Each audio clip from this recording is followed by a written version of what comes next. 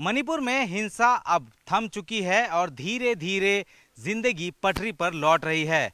लेकिन पिछले 3 महीने में जिस तरीके के हालात रहे, उसको सुधारने के लिए सबसे आगे अगर कोई आया तो वो है आसाम राइफल। इस वक्त हम लोग मोरे में हैं और ये वो जगह है जहां पे 3 तारीख को हिंसा हुई थी, आगजनी हुई थी, लेकिन तुरंत कार्रवाई करते हुए आसाम राइफल्स ने यहाँ पे एक भी कैजुअल्टी नहीं होने दी।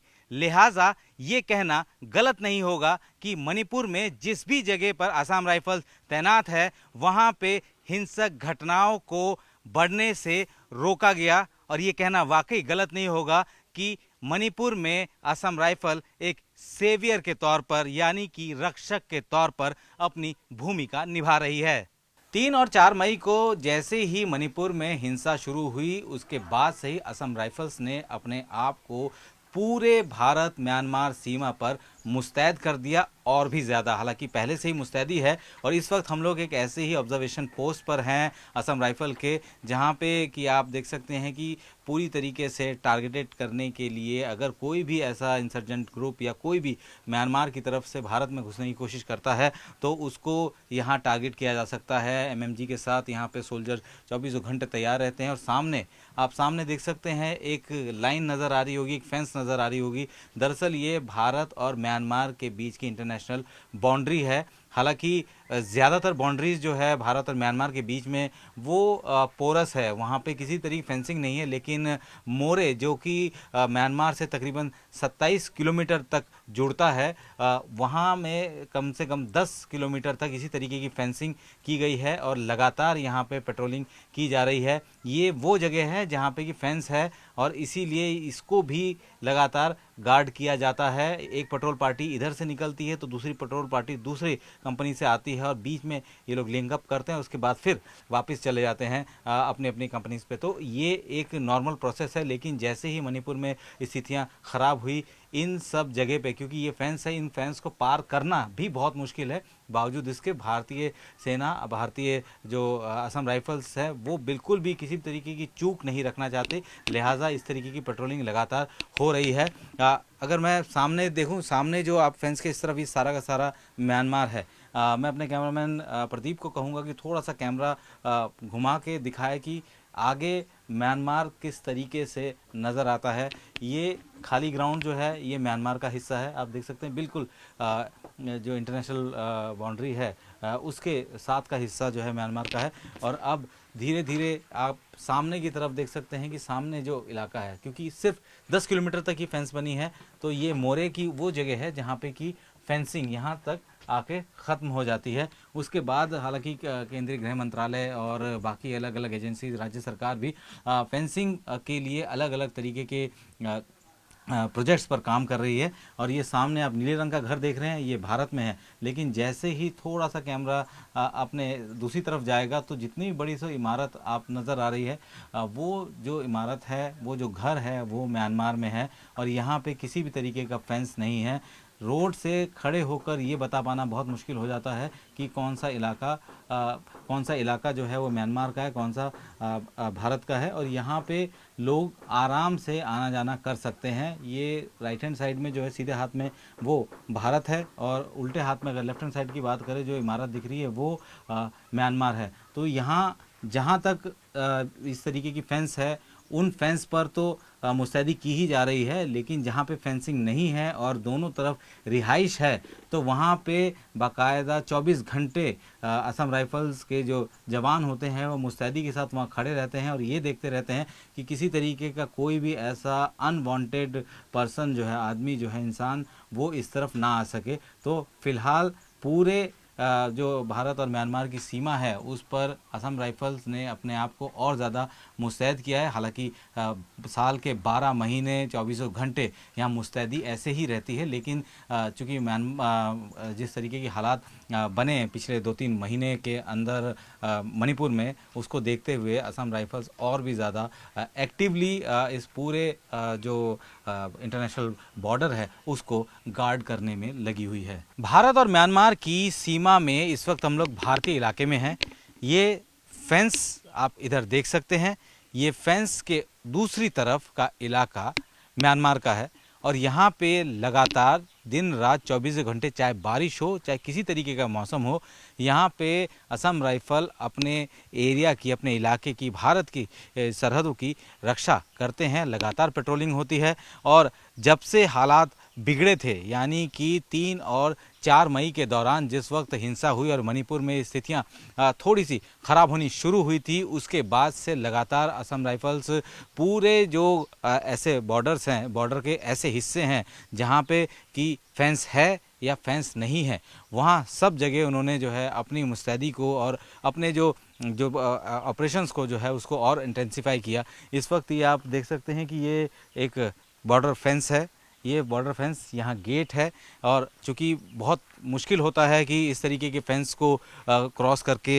जो है किसी भी तरीके की एक्टिविटी करना। आप सामने देख सकते हैं गेट है, गेट में कई सारी बॉटल्स इन्होंने टांग रखी है कि अगर कोई भी इस तरफ आने की कोशिश करता है तो ये भी सिग्नलिंग दे देते हैं। एक तरफ से जो ओपी पोस्ट है, ऑब्जर्वेशन पोस्ट है, वो ऑब्जर्वेशन पोस्ट से लगातार इस पैच पर, क्योंकि यहाँ से लेके आगे तक 10 किलोमीटर तक इसी तरीके का फेंस है और इसी तरीके के फेंस में ऐसे ही भारतीय सेना के और असम राइफल्स के जवान लगातार मुस्तैदी से जो है वो पेट्रोलिंग करते रहते हैं। और एक तरफ से, क्योंकि 10 किलोमीटर का पूरा पैच है और ऐसे में पूरे पैच को कवर करने के लिए एक टीम इधर से मूव होती है तो दूसरी टीम आगे से मूव होती है और इसी तरीके से लगातार इस पूरे इलाके को गार्ड किया जाता है। ऐसा नहीं है कि ये सिर्फ़ और सिर्फ अभी किया जा रहा है क्योंकि यहाँ पे मणिपुर के हालात थोड़े से ख़राब हैं।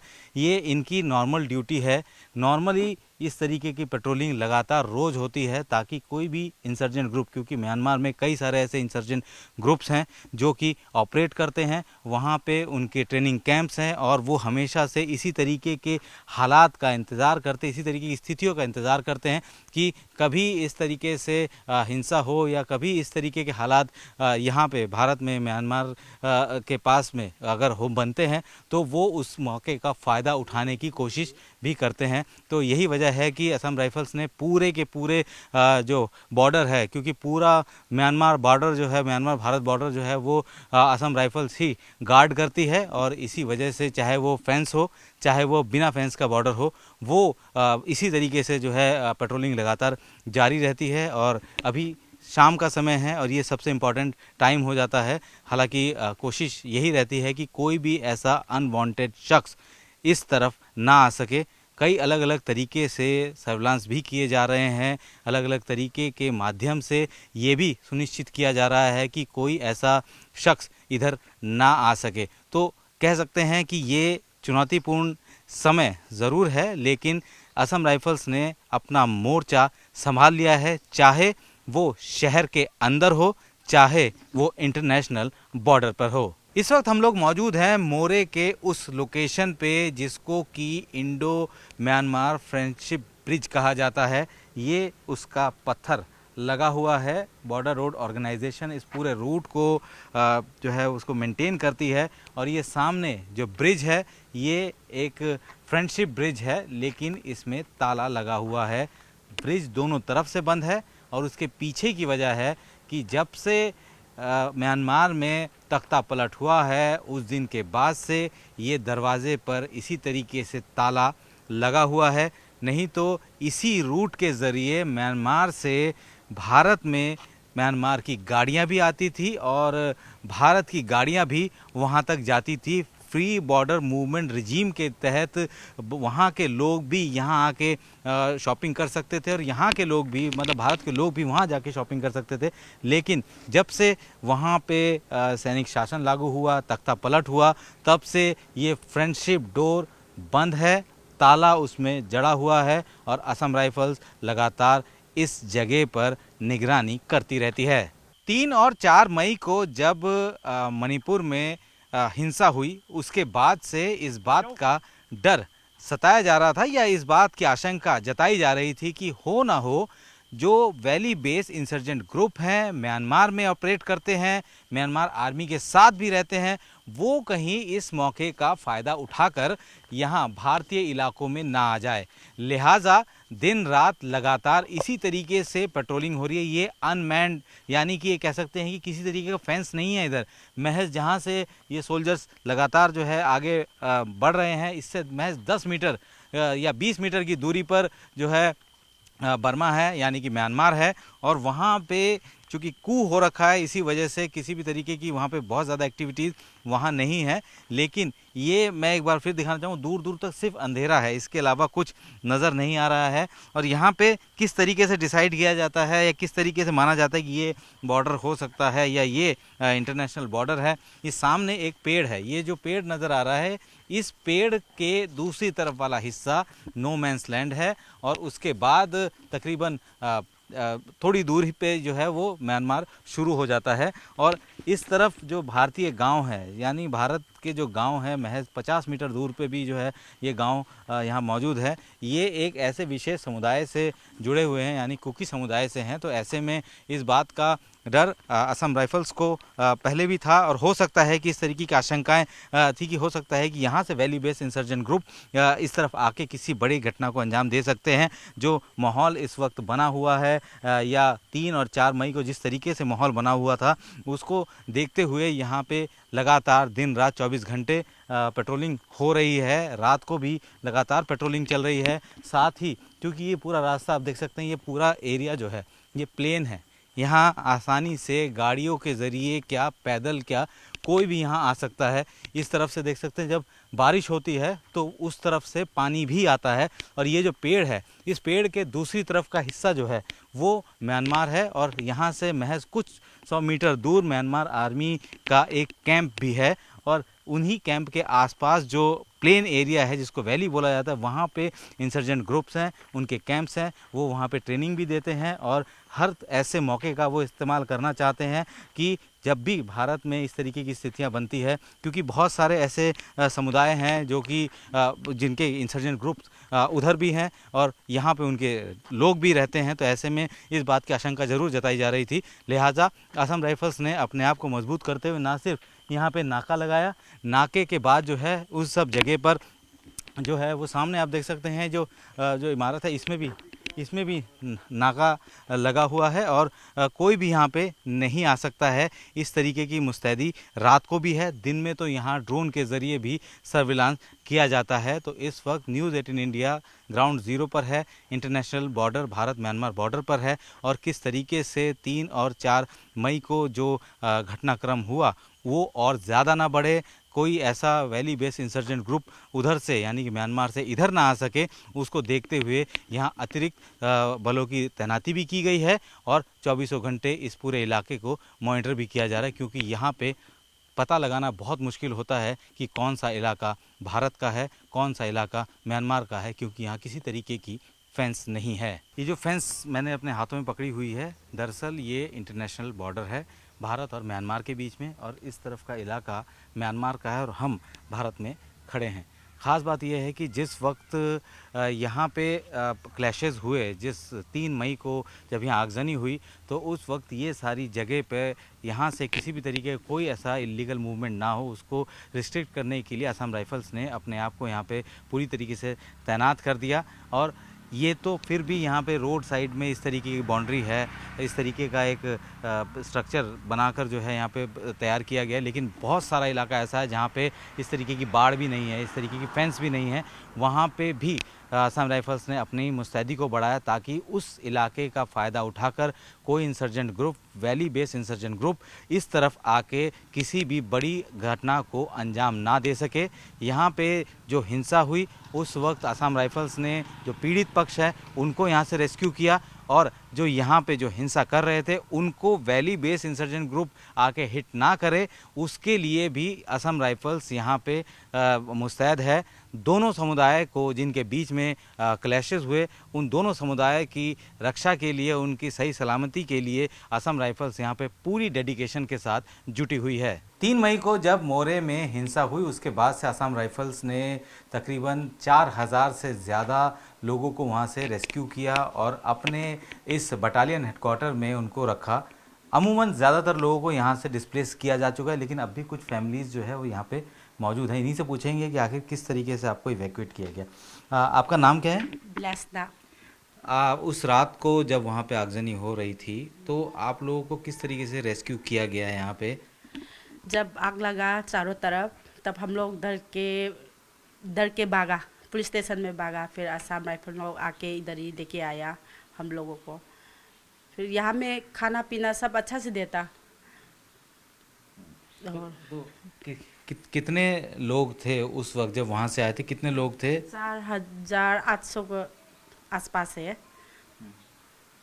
हम लोग को खाने पीने में कोई दिक्कत नहीं है, फिर भी बहुत आदमी था ना, इसलिए दाल चावल जैसे कुछ कुछ को तो मिलता है।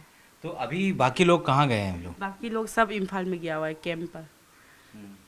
लेकिन आप लोग अभी भी यहीं पर, यहाँ पे व्यवस्था ठीक है? हाँ हाँ ठीक है, बिल्कुल ठीक है। खाना पीना सब क्या बोलेगा, सब घर का आइटम सब दे रहा है सब। मतलब पानी उनी खाना उना सब्जी उब्जी पूरा दे रहा है वो लोग ने, हम लोग के लिए मदद कर रहा है।